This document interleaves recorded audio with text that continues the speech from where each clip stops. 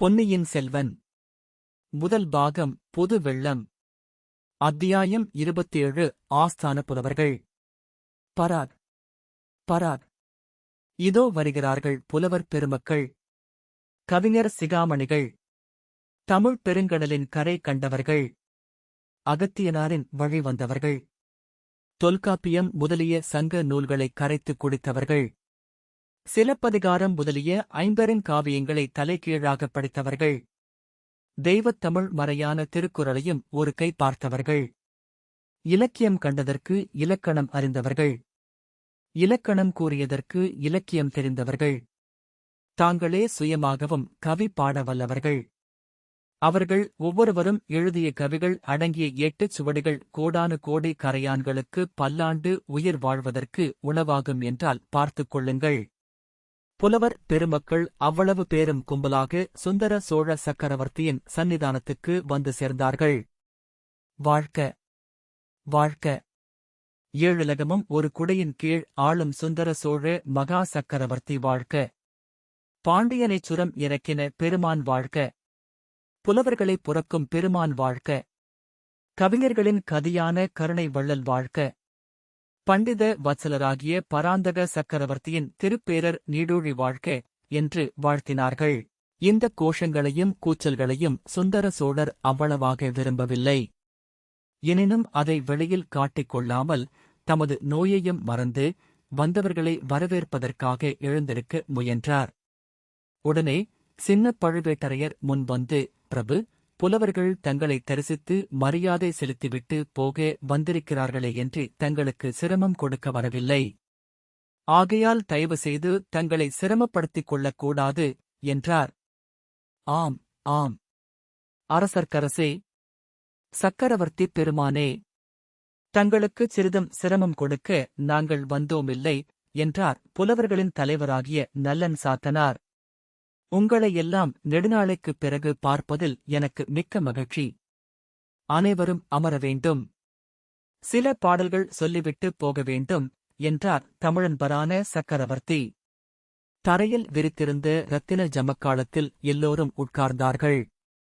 அதுதான் சமயமென்று நமது வீரன் வல்லவரையனும் புலவர் கூட்டத்துடன் கலந்து உட்கார்ந்து கொண்டான். தான் சொல்ல விரும்பியதை முழுதும் சக்கரவர்த்தியிடம் சொல்லாமல் போக அவனுக்கு மனம் இல்லை. சந்தர்ப்பம் ஒரு வேளை கிடைத்தால் சொல்லிவிட்டு போகலாம் என்று எண்ணி உட்கார்ந்தான். இதைச் சின்ன பழுவேட்டரையர் கவனித்தார். அவருடைய மீசை துடித்தது. முதலில் அவனை வெளியில் அனுப்பிவிடலாமா என்று நினைத்தார். பிறகு அவன் அங்கே தம்முடைய கண்காணிப்பில் இருப்பதே நலம் என்று தீர்மானித்தார். எனவே அவனை பார்த்ததும் பார்க்காதது போல் இருந்தார். இந்த புலவர்கள் சென்ற பிறகு அவனை வெளியே அழைத்துச் சென்று அவன் மகாராஜாவிடத்தில் சொன்ன செய்தி என்னவென்பதை நன்கு தெரிந்து கொள்ள விரும்பினார். அபாயம் அபாயம் என்ற அவனுடைய குரல் அவர் காதில் இன்னும் ஒலித்துக் கொண்டே இருந்தது. புலவர்களே, தமிழ்ப் பாடல்கள் கேட்டு அதிக காலமாயிற்று. என் செவிகள் தமிழ்ப் பாடலுக்கு பசித்திருக்கின்றன. உங்களில் எவரேனும் புதிய பாடல் ஏதேனும் கொண்டு வந்திருக்கிறீர்களா என்று சக்கரவர்த்தி சுந்தர சோழர் கேட்டார். உடனே ஒரு புலவர் சிகாமணி எழுந்து நின்று, பிரபு, உலகபுரத்தில் தங்கள் திருப்பெயரால் விளங்கும் சுந்தர சோழ பெரும்பள்ளியிலிருந்து அடியேன் வந்தேன். சிவநேசச் செல்வராகிய தாங்கள் பௌத்த மடாலயத்துக்கு நிபந்தம் அளித்து உதவியதை இந்த தமிழகமெங்கும் உள்ள பௌத்தர்கள் பாராட்டிப் போற்றுகிறார்கள். தாங்கள் உடல் நோயுற்றிருப்பது அறிந்தது முதல் பிக்ஷுக்கள் மிக்க கவலை கொண்டு தங்கள் உடல் நலத்துக்காக பிரார்த்தனை நடத்தி வருகிறார்கள். அந்த பிரார்த்தனை பாடலை இவ்விடம் சொல்ல அருள் கூர்ந்து அனுமதி தர வேண்டும் என்றார். அப்படியே சொல்ல வேணும், கேட்கக் காத்துக் கொண்டிருக்கிறேன் என்றார் சக்கரவர்த்தி. புலவரும் பின்வரும் பாடலை இசையுடன் பாடினார். போதியன் திருநிழல் புனித நிற்பரவுதும் மேதகு நந்திபுரி மன்னர் சுந்தரத் சோழர் வன்மையும் வனப்பும் திண்மையும் உலகிற் சிறந்து வாழ்க்கெனவே அந்நாளில் பழையாறை நகருக்கு நந்திபுரி என்னும் பெயரும் உண்டு. சில காலத்துக்கு முன்பு சோழ மண்டலம் பல்லவர் ஆட்சியின் கீழ் இருந்தபோது நந்திபுரி என்னும் பெயர் பிரபலமாய் விளங்கியது. ஆகையினாலேயே இந்த பழம்பாடலில் நந்திபுரி மன்னர் என்று குறிப்பிடப்பட்டிருக்கிறது. பாடலைக் கேட்டதும் புலவர்கள் அத்தனை பேரும் நன்று, நன்று என்று கூறி தங்கள் பாராட்டுதலைத் தெரிவித்தார்கள். புத்தர்கள் இவ்வளவு நன்றியுடையவர்களாயிருப்பது வியப்பு, வியப்பு என்றார் ஒரு வீர சைவ கவிராயர். ஆம், அது வியப்பான காரியந்தான். உலகபுரம் புத்தமடத்துக்கு நான் செய்த சேவை மிக அற்பம். அதற்கு இவ்வளவு பாராட்டு வேண்டுமா என்றார் மன்னர். சக்கரவர்த்தியின் வன்மைத் திறத்தை அனுபவித்தவர் யார்தான் என்றென்றைக்கும் நன்றி செலுத்தி பாராட்டாதிருக்க முடியும்? இந்திரனும் சூரியனும் சிவபெருமானும் கூட தங்களுடைய வன்மையின் பயனை அனுபவித்திருக்கிறார்கள் என்றார் மற்றோர் புலவர் சிரோமணி. சுந்தர சோழர் முகத்தில் புன்னகை தவழ, அது என்ன? இந்திரனும் சூரியனும் சிவபெருமானும் கூடவா? அவர்கள் எதற்காக என்னிடம் நன்றி செலுத்த வேண்டுமாம் என்று கேட்டார். ஒரு பாடல் சொல்ல அனுமதி தர வேண்டும் என்றார் அப்புலவர். அப்படியே நடக்கட்டும் என்றார் மன்னர். புலவர் கையில் கொண்டு வந்திருந்த ஓலையைப் பிரித்து படிக்கலுற்றார். இந்திரன் ஏற கரி அளித்தார். பரியே வளித்தார். செந்திரு மேனித் தினகரற்கு சிவனார் மணத்து பைந்தகி லேரப் பல்லக்களித்தார். பழையாறை நகர்ச் சுந்தரச் சோழரை யாவருப்பார்கள் ஈத் தொன்னிலத்தே. பாடலை புலவர் படித்து முடித்ததும் சபையிலிருந்த மற்ற புலவர்கள் எல்லாரும் சிறக்கம்ப கரக்கம்பம் செய்தும் ஆகாகாரம் செய்தும் நன்று, நன்று என்று கூறியும் தங்கள் குதூகலத்தை வெளியிட்டார்கள். சுந்தர சோழர் முக மலர்ச்சியுடன், இந்தப் பாடலின் பொருள் இன்னதென்பதை யாராவது விளக்கிச் சொல்ல முடியுமா என்றார். ஒரே சமயத்தில் பலர் எழுந்து நின்றார்கள். பிறகு நல்லன் சாத்தனாரைத் தவிர மற்றவர்கள் அனைவரும் உட்கார்ந்தார்கள். நல்லன் சாத்தனார் பாடலுக்கு பொருள் கூறினார்.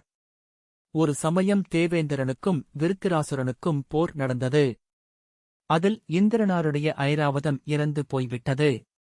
அதற்கு இணையான வேறொரு யானை எங்கே கிடைக்கும் என்று இந்திரன் பார்த்துக் கொண்டிருந்தான்.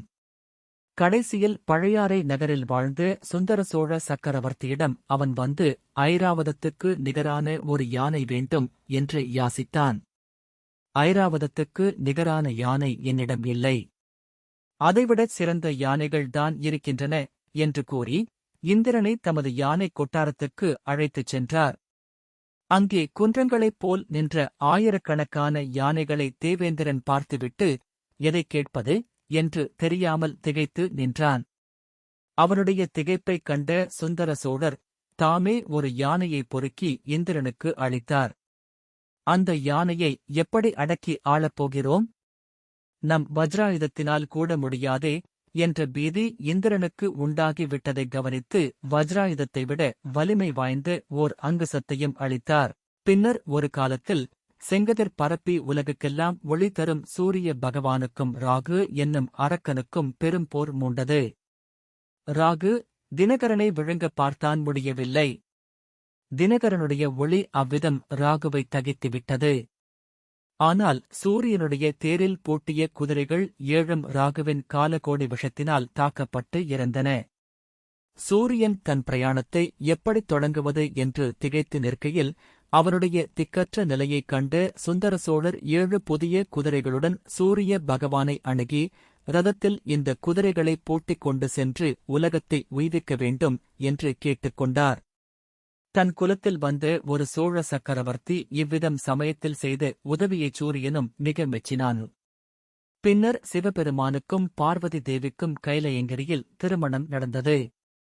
பெண் வீட்டார் கலியாண சீர்வரிசைகளுடன் வந்திருந்தார்கள். ஆனால் பல்லக்கு கொண்டு வரத் தவறிவிட்டார்கள். ஊர்வலம் நடத்துவதற்கு எருது மாட்டைத் தவிர வேறு வாகனம் இல்லையே என்று கவலையுடன் பேசிக் கொண்டார்கள்.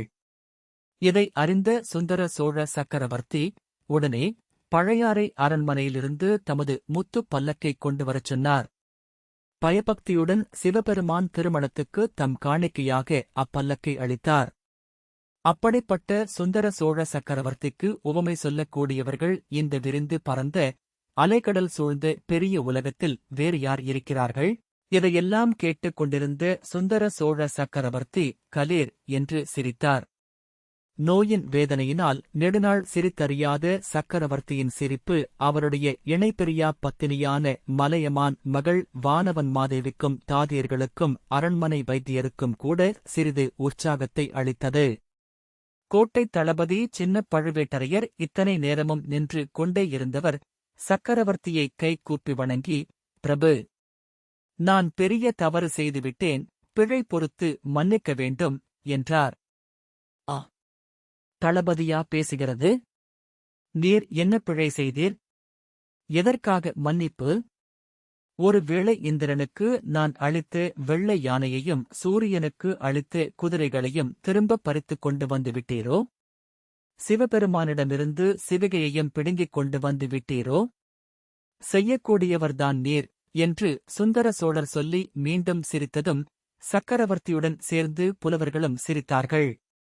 எல்லாரையும் காட்டிலும் அதிகமாக வந்தியத்தேவன் சிரித்தான். அதைச் சின்ன பழுவேட்டரையர் கவனித்து அவனை நோக்கிக் கடுமையாக ஒரு பார்வை பார்த்தார். உடனே சக்கரவர்த்தியின் பக்கம் திரும்பிப் பார்த்துக் கூறினார், அரசர்க்கரசே, நான் செய்த பிழை இதுதான். இத்தனை காலமும் நான் இவர்களைப் போன்ற புலவர் சிகாமணிகளை தங்களிடம் வரவொட்டாமல் தடை செய்து வைத்திருந்தேன். அரண்மனை மருத்துவர் சொற்படி செய்தேன். ஆனால் இப்போது அது பிழை என்று உணர்கிறேன். இந்த புலவர்களின் வரவினால் தங்கள் முகம் மலர்ந்தது. இவர்களுடைய பேச்சைக் கேட்டு தங்கள் முகம் மலர்ந்தது. இவர்களுடைய பேச்சைக் கேட்டு தாங்கள் வாய்விட்டுச் சிரித்தீர்கள். அந்த குதூகல சிரிப்பின் ஒலியைக் கேட்டு உடைய பிராட்டியின் பட்டத்து அரசியை உடைய பிராட்டி என்று குறிப்பிடுவது அக்காலத்து மரபு. முகமும் தாதியரின் முகங்களும் மலர்ந்தன. நானும் மகிழ்ந்தேன். இவ்வளவு குதூகலம் தங்களுக்கு அளிக்கக்கூடியவர்களை இத்தனை நாள் தங்கள் சந்நிதானத்துக்கு வரவொட்டாமல் தடுத்தது என்னுடைய பெரும் பிழைதானே என்றார். நன்று சொன்னீர் தளபதி. இப்போதாவது இதை நீர் உணர்ந்தீர் அல்லவா?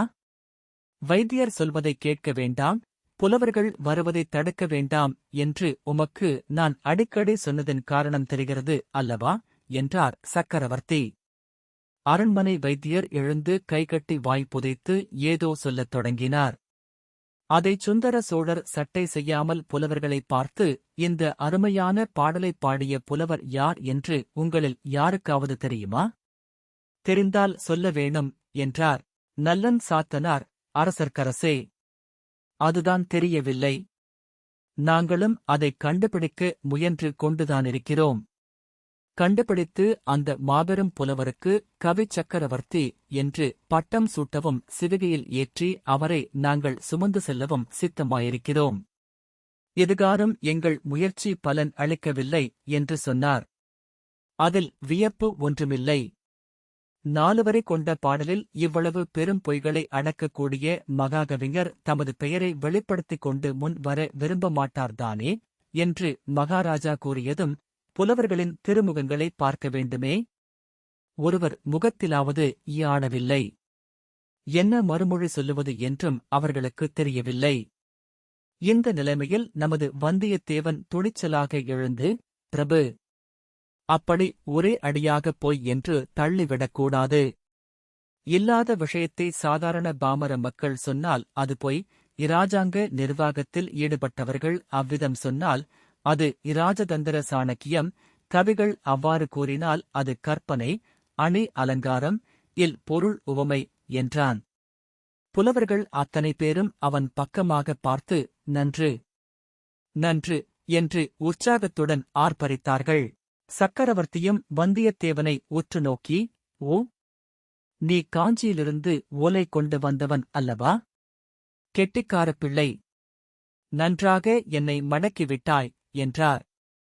பிறகு சபையை பார்த்து, புலவர்களே, பாடல் மிக அருமையான பாடலாக இருந்தாலும் அதை பாடியவரை கண்டுபிடிக்க வேண்டிய சிரமமும் அவருக்கு கவி சக்கரவர்த்தி என்னும் பட்டம் சூட்ட வேண்டிய அவசியமும் இல்லை. இதைப் பாடிய புலவரை எனக்குத் தெரியும். ஏற்கனவே அவருடைய சிரசின் பேரில் தூக்க முடியாத கனமுடைய சோழ சாம்ராஜ்ய மணிமகுடம் உட்கார்ந்து அழுத்திக் கொண்டிருக்கிறது. புவிச்சக்கரவர்த்தி, திரிபுவன சக்கரவர்த்தி, ஏழுலக சக்கரவர்த்தி என்னும் பட்டங்களையும் அந்த கவிராயர் சுமக்க முடியாமல் சுமந்து கொண்டிருக்கிறார். என்றார் சுந்தர சோழர்.